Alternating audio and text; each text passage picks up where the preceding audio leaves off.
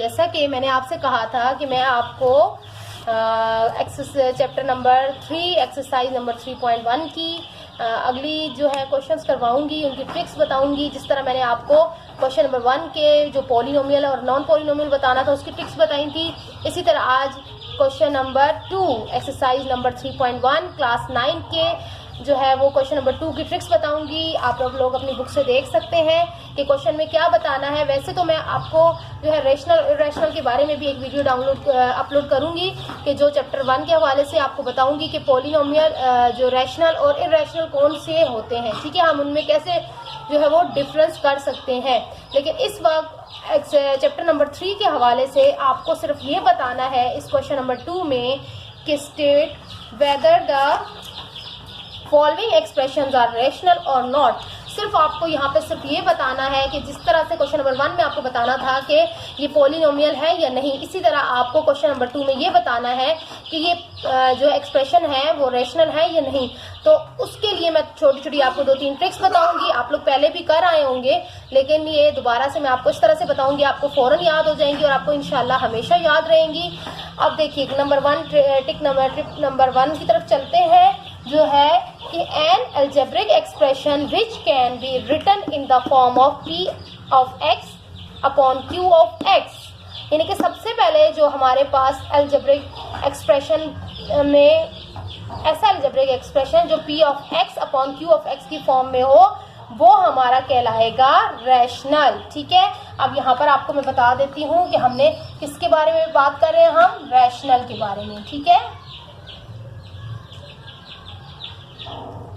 हम किसके बारे में सीख रहे हैं, टिप्स रैशनल नंबर्स के बारे में, रैशनल एक्सप्रेशन के बारे में। नंबर्स थोड़े डिफरेंट होते हैं, एक्सप्रेशन के बारे में हम सीख रहे हैं कि किस तरह के एक्सप्रेशन जो होते हैं वो रैशनल होते हैं और किस तरह के एक्सप्रेशन जो होते हैं इररेशनल होते हैं या नॉट रैशनल होते हैं। ठीक है, तो टिप नंबर 1 क्या है कि an algebraic expression which can be written in the form of p into x upon q into x.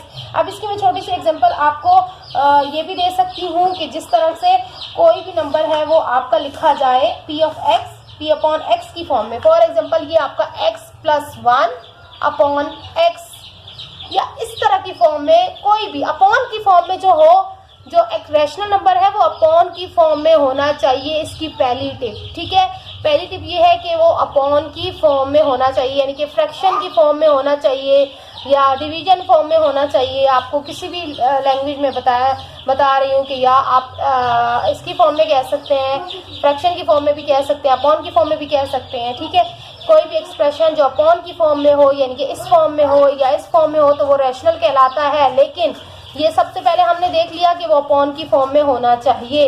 अच्छा, अब दूसरी चीज हमारे पास क्या है, टिप नंबर 2 कि q of x is not equal to 0।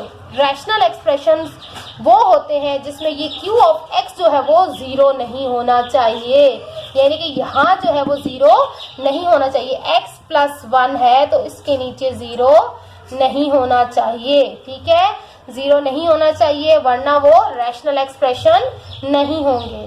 जल्दी से आपको बताती हूँ टिप नंबर 3 क्या है, p of x and q। ये सबसे इंपॉर्टेंट टिप है और इसी पे हमारा पूरा क्वेश्चन बेस करता है। ठीक है, पहले ये तो छोटी छोटी है, ये तो और चीज़ों में भी हम इस तरह के एक्सप्रेशन और क्वेश्चन में भी होते हैं जिसमें हमें ये नहीं बताना होता कि ये रैशनल है ये इररेशनल है, लेकिन ये जो है मेन टिप है और यहीं से आप पूरे क्वेश्चन को इजीली सॉल्व कर सकते हैं। तो आप जो देखें p of x and q of x are polynomials, यानी कि आपका ऊपर वाला हिस्सा और नीचे वाला जो है वो पॉलिनोमियल होना चाहिए। और पॉलिनोमियल क्या होते हैं ये मैं आपको बहुत अच्छी तरह अपनी पिछली वीडियो में बता चुकी हूँ।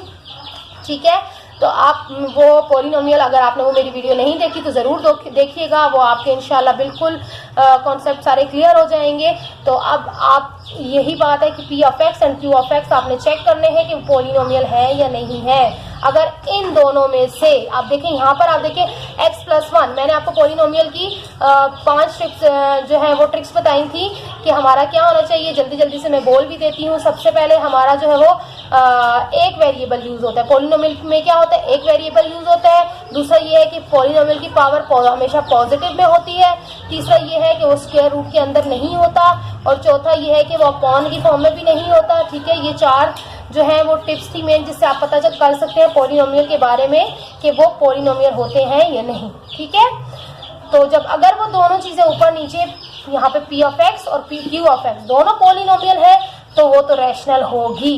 अगर इनमें से कोई एक भी पॉलिनोमियल नहीं हुआ तो वो रैशनल नहीं होगी। ठीक है, तो आई होप आपको ये कॉन्सेप्ट क्लियर हो गया होगा। अब हम चलते हैं क्वेश्चन नंबर 2 की तरफ। उसके मैं सारे पार्ट्स आपको जल्दी जल्दी से करवा देती हूँ। ठीक है, चलते हैं क्वेश्चन नंबर 2 के पार्ट नंबर 1 की तरफ, कि सिर्फ इसमें ये बताना है कि वेदर दीज आर रैशनल और इर्रेशनल। अब देखें ना, यहाँ पर पार्ट 1 है, इसमें देखें x² + 2x + 3 अपॉन x - 4। ठीक है, अब हमने क्या पढ़ा है टिप्स के अंदर कि p of x upon q of x जो है वो इस फॉर्म में ये होना चाहिए। और दूसरी टिप हमने क्या पढ़ी है कि p ऑफ x भी पॉलिनोमियल होना चाहिए और q ऑफ x भी पॉलिनोमियल होना चाहिए। ठीक है, तो हम सबसे पहले चेक करते हैं ये वाली इक्वेशन। ठीक है, p ऑफ x चेक करते हैं कि ये पॉलिनोमियल है या नहीं है। तो हमने पॉलिनोमियल की आपको टिप्स याद होनी चाहिए, अभी मैंने आपको बता दी शॉर्ट में। तो अब देखें हमने क्या पॉलिनोमियल में पढ़ा था कि जो है वो एक वेरिएबल यूज हुआ वो, तो यहाँ पे देखिए सिर्फ और सिर्फ x यूज हुआ है। ठीक है, कोई और वेरिएबल नहीं यूज हुआ, तो ये हमारी जो है वो ठीक है कंडीशन। दूसरी कंडीशन क्या थी कि पावर होल नंबर में हो और पॉजिटिव हो, तो ये दोनों कंडीशन हमारी ठीक है, पावर भी होल नंबर में से है और पॉजिटिव भी है। ठीक है, तो इसका मतलब है ये हमारा पॉलिनोमियल है। अब देखते हैं नीचे वाली इक्वेशन, तो देखें यहाँ पे भी सिर्फ एक वेरिएबल एक वक्त में यूज हुआ है और इसके ऊपर जो पावर है वो भी कोई नहीं है, और है भी तो अगर 1 होती है तो वो भी पॉजिटिव है, तो ये भी हमारा क्या है पॉलिनोमियल है। तो हमने क्या इसकी टिप पढ़ी है कि p of x upon q of x जो है वो पॉलिनोमियल हो। तो आप देख सकते हैं कि हमारा p ऑफ x भी और p of q of x भी दोनों क्या है पॉलिनोमियल है। तो जब ये दोनों पॉलिनोमियल होंगे तो ये हमारा क्या होगा रेशनल। ठीक है, अब चलते हैं पार्ट नंबर 2 की तरफ। यहाँ पे आपने देखना है कि p ऑफ x पहले चेक करना है कि ये पॉलिनोमियल है या नहीं है। बता सकते हैं आप पॉलिनोमियल की क्या मैंने बताई थी एक टिप कि पॉलिनोमियल जो होता है उसका वेरिएबल अंडर रूट में नहीं होना चाहिए। तो यहाँ से ही हमने पकड़ ली और सीधा सीधा लिख दिया नॉट रेशनल, और इसमें लंबा देखने की जरूरत ही नहीं है। जब एक चीज हमारी p ऑफ x ये पॉलिनोमियल नहीं है, ऊपर वाले तो नीचे वाले हमें देखने की जरूरत ही नहीं है। ठीक है, बात यही खत्म हो गई, तो ये हमारा हो गया नॉट रेशनल।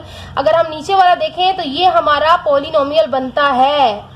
देखिए यहाँ पे सिर्फ एक वेरिएबल यूज हुआ है और पावर भी होल नंबर में है, पावर पॉजिटिव है, लेकिन चूंकि हमारा ये पॉलिनोमियल नहीं बन रहा तो इसका मतलब है कि ये नॉट रेशनल होगा, क्योंकि हमने क्या पढ़ा है टिप्स के अंदर कि p ऑफ x और q ऑफ x दोनों पॉलिनोमियल होंगे तभी ये रेशनल होगा।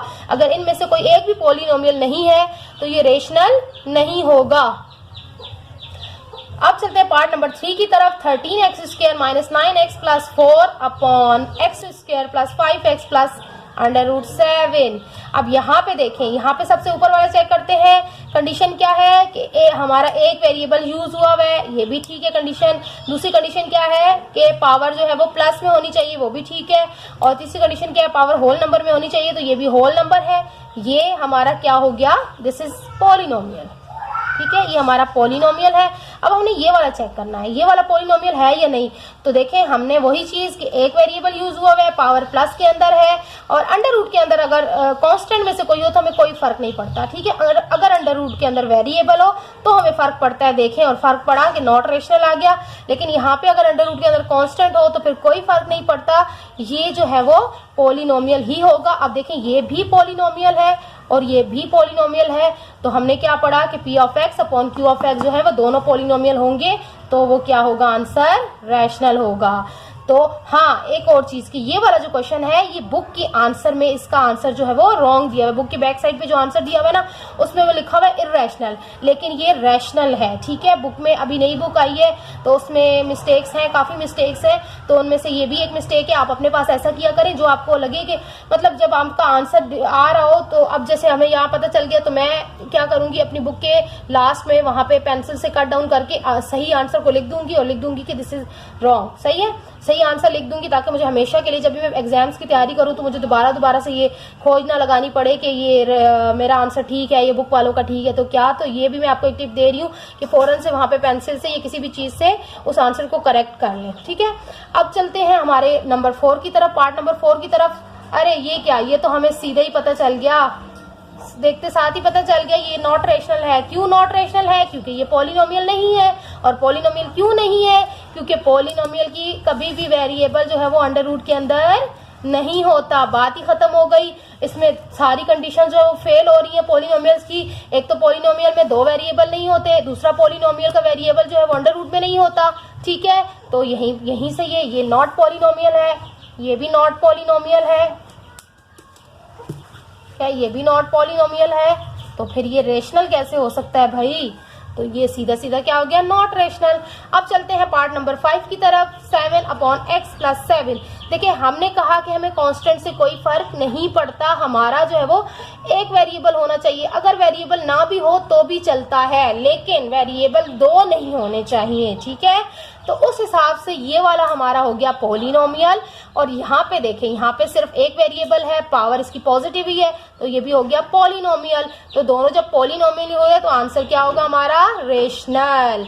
अब चलते हैं क्वेश्चन नंबर 6 की तरफ, जो हमारे पास है 5√x। अब यहाँ देखें √x आ गया, तो सीधा सीधा क्या हो जाएगा हमारा, नॉट रेशनल। लेकिन इसमें एक सवाल ये उठता है कि आप सोच सकते हैं, आपके माइंड में ये ख्याल आ सकता है कि यहाँ पे तो पढ़ा था कि b/x/q की फॉर्म में होना चाहिए, लेकिन ये तो सिर्फ इसकी वैल्यू p(x) है। तो इसमें परेशान होने की कोई भी ज़रूरत नहीं है। हम मैथ में ये चीज़ करते आते हैं, जब हम LCM लेते हैं मोस्टली जगहों पर, तो हमारे पास एक साइड पर वैल्यू होती है, जैसे फॉर एग्जांपल 2/3 है, तो माइनस यहाँ पे 5 आ जाता है या प्लस आ जाता है, तो हम इसका LCM इजीली ले सकते हैं। क्यों? क्योंकि हम यहाँ पर वंस कंसिडर कर लेते हैं, ऐसा ही है ना। तो यहाँ पे भी यही चीज़ है कि अगर एक चीज़ दी हुई होती है तो इसको हम ऊपर वाली ही साइड पे कंसिडर करते हैं। ठीक है, तो नीचे जब हम कुछ भी नहीं होता तो हम क्या कंसिडर करते हैं कि इसके नीचे 1 तो होता ही है, 1 तो सबका साथ दे ही देता है ना। तो 1 जब इसके नीचे कुछ नहीं है तो 1 कंसिडर कर सकते हैं, यानी कि p(q) हमारे पास क्या है, 1। तो ये p(x) और q(x) की फॉर्म में हो गई। ठीक है, तो 1 तो वैसे ही ये जो है वो पॉलिनोमियल में आ ही जाएगा, क्योंकि कांस्टेंट है, सिर्फ इसके साथ कोई भी वेरिएबल नहीं है। तो अब लेकिन अब ये नॉट रेशनल क्यों है? क्योंकि हमने कहा कि पॉलिनोमियल का वेरिएबल जो है वो स्क्वायर रूट में नहीं होना चाहिए, तो इसकी ये इक्वेशन पॉलिनोमियल नहीं है। ये हो तो क्या फर्क पड़ता है, जब ये ही नहीं है, एक ही नहीं है, तो वो नॉट रेशनल होगा। ठीक है, समझ में आ गया? ये वाला पॉइंट मैंने आपको क्यों बताया, ताकि आप इसको देख सकें, इसको देखकर कंफ्यूज ना हो कि हमें q(x) नहीं दिया हुआ, ना दिया हुआ भाई हम 1 लगा लेंगे, और 1 लगाया जा सकता है मैथ के अंदर, जैसे ये मैंने आपको मेथड बताया। ठीक है, तो आई होप कि आपको ये रेशनल और इरेशनल एक्सप्रेशंस अच्छी तरह से कॉन्सेप्ट क्लियर हो गए होंगे।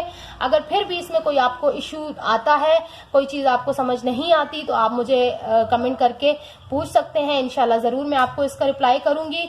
और इसके अलावा अगर आपको कोई और एक्सरसाइज, कोई और टॉपिक समझना हो, ट्रिकी तौर पर समझना हो, ईजीली समझना हो, कि आपको शॉर्ट उस मेथड के साथ, ईजी मेथड के साथ समझ में आ जाए, तो आप मुझे कमेंट करके ज़रूर बताइएगा। इंशाल्लाह इसी तरह की मैं और वीडियोज़ बनाती रहूँगी, अपलोड करती रहूँगी। और अगर मेरी वीडियो अच्छी लगे तो लाइक कीजिएगा, सब्सक्राइब कीजिएगा, अपने फ्रेंड्स के साथ शेयर कीजिएगा, और बेल आइकन को ज़रूर प्रेस कीजिएगा, ताकि मेरी हर आने वाली वीडियो आपको सबसे पहले मिल सके। थैंक यू, अल्लाह हाफिज़।